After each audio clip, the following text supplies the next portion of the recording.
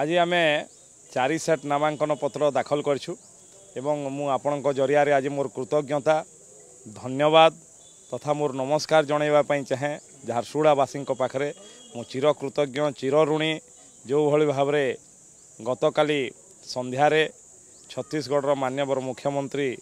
श्रीयुक्त विष्णुदेव साय ओडिशा रत्न श्रीयुक्त धर्मेंद्र प्रधान उपस्थित रे जो जनसमुद्र आशीर्वाद देवाई आसीथिला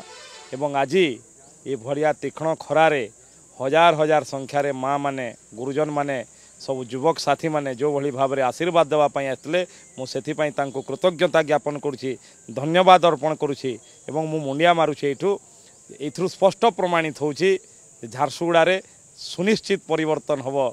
भारतीय जनता पार्टीर विजय हब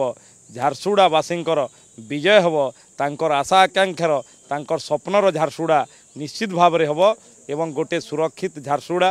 गोटे प्रदूषण मुक्त झारसुगुड़ा गोटे शिक्षायुक्त झारसुगुड़ा गोटे रोजगार युक्त झारसुगुड़ा गोटे परिवारवाद मुक्त झारसुगुड़ा गोटे अपराध मुक्त झारसुगुड़ा निर्माण हब एथिरे कौनसी तिले मात्र संदेह नहीं। निर्वाचन रे मु गोटे निमित्त मात्र ये निर्वाचन तो झारसुगुड़ावासी लड़े गोटे आड़े झारसुगुड़ावासी स्वप्न